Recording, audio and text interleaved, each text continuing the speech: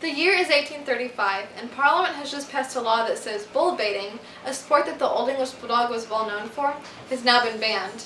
After that, there's really no need for the Old English Bulldog, so they practically go extinct. Until, in the early 1970s, a man by the name of David Levitt is finally able to bring back that nearly extinct breed, the Old English Bulldog. The Old English Bulldog has an unusual history, unique appearance and traits, and an improved health when compared to English Bulldogs. Old English Bulldogs have a unique history that's not quite like any other history of a dog breed. According to Scott and Tracy Feist's article, History of the Old English Bulldog, the Old English Bulldog originated in England and was pretty common throughout the country in the 1600s and 1700s. Back then, the name was spelled in the way each word would normally be spelled. It was a molosser, which is a large group of breeds typified by large size, great strength, a very protective instinct, widened jaw, and pushed-in face. People believe that molossers were descended from different types of mastiffs, and when mastiffs were first introduced to England, they were used for fighting. The mastiff was especially good at bull catching because their wide bite allowed them to hold on firmly to even the strongest bull. Eventually, bull catching became a sport known as bull baiting, where a bull would be tied to an iron stake in the center of a ring. Pepper would often be shoved up the bull's nose in order to rile it up and enrage it. The mastiff would then be sent in to subdue it by grabbing a hold of the bull's snout, and it would often end in either the dog or the bull dying from exhaustion or injuries. Eventually, the sport became very common throughout England. At first, all of the mastiffs in England were very similar, but they began to change over time because they weren't the most ideal for bull baiting. Because they were so large and tall, there was a larger area to be hit by the bull when it was kicking around. Probably the greatest concern of all was the changing temperament of the mastiff. Because it was spending most of its life on chains, it became less athletic and energetic. People also wanted a mastiff that would tackle intruders and hold them down without actually attacking them. But in bull baiting, they had to be extremely aggressive in order to fight the bull.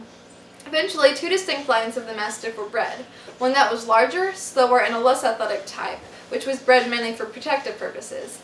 The other was smaller, more aggressive, and a more athletic type used for bull baiting. This line came to be known as the Bulldog. According to user Jay Gets Money, the Old English Bulldog remained a very popular dog because of its use in bull baiting until Parliament banned bull baiting and other animal cruelty in 1835.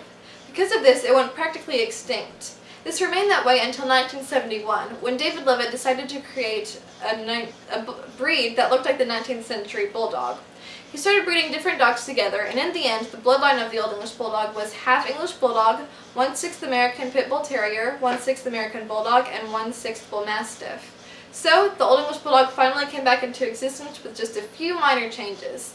It also got a minor name change, with there being an E added to the word old and an extra GE added to the word bulldog. Because of all of the breeding that had to be done, many people don't recognize the Old English Bulldog as an actual breed, including the American Kennel Club. They just see it as a mix. Not only do Old English Bulldogs have that unusual history, they also have an appearance that's not quite like any other dogs and good traits for the family. According to the article Old English Bulldog, the original Old English Bulldog had the face of the Mastiff, but it was a little more pushed in and wrinkly. It was also much shorter than the Mastiff, was extremely muscular and powerful, and was considered to be one of the most physically impressive throughout history. Most of the original Old English Bulldogs had long tails, although there were some with medium-sized or bobtails. They normally had folding ears, but they could sometimes be seen with prick ears or a mix of folded and prick. It was originally seen in basically every color found in domestic dogs, although ones with solid white coats or white markings were the most common. It was also said to be ferocious and absolutely fearless. Modern-day Old English Bulldogs are very similar in appearance to the original Old English Bulldog. The article Facts About the Old English Bulldog says males weigh anywhere from 65 to 130 pounds, and females weigh 60 to 120 pounds.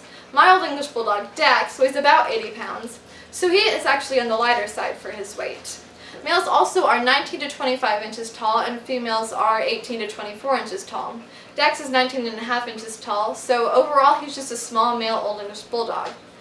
Today they are still muscular and have big bones, but they are also nimble and athletic. As the original breed had, today's Old English Bulldog can have either perky or hanging ears. They're medium-sized to large, and they have bulky heads, broad muzzles, or furrowed brows. They also have very thick necks and stocky legs. Their coats are short and coarse, and they are also mainly white, with patches of red, gray, or brindle, although they could come in solid colors of fawn, red, black, or black and white. As you can see, Dax is mainly white with patches of brindle all over him. A big difference between the original Old English Bulldog and today's is the tail. Today's Old English Bulldog has shorter tails, if they have tails at all. Dax actually doesn't really have a visible tail. The traits of the Old English Bulldog are also very different from what the original was.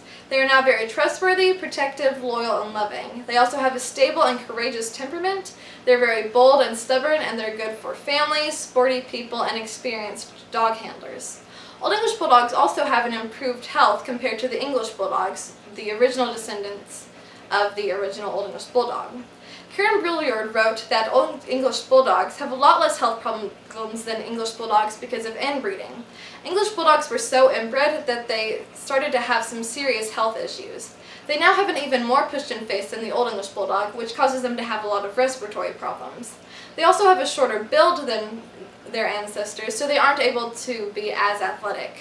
The Old English Bulldog even has a longer lifespan, with their lifespan being 10 to 14 years and the English Bulldog being 8 to 10 years. Dax is 7 right now, so he has the possibility of living for another 7 years. Old English Bulldog litter sizes are anywhere from 3 to 12 puppies, and though they don't have many health problems, Old English Bulldogs do still have some health issues. The article Old English Bulldog states that they often have hip dysplasia and arthritis. Dax actually occasionally has some hip problems. They're also more prone to bloat and to dental disease, and they can have a skin allergy known as atopy. A big worry for Old English Bulldogs is obesity, but as long as they stay healthy and exercise, they should be okay. Old English Bulldogs can also have heart disease, thyroid problems, knee problems, eyelid abnormality, and laryngeal paralysis, which is when the vocal cords become paralyzed and hang down into the airway. The most common cancers found in Old English Bulldogs are skin, oral, testicular, and breast cancer. Dax was actually recently diagnosed with skin cancer. He had a tumor on his forehead which had to be surgically removed, but as of right now he's fine.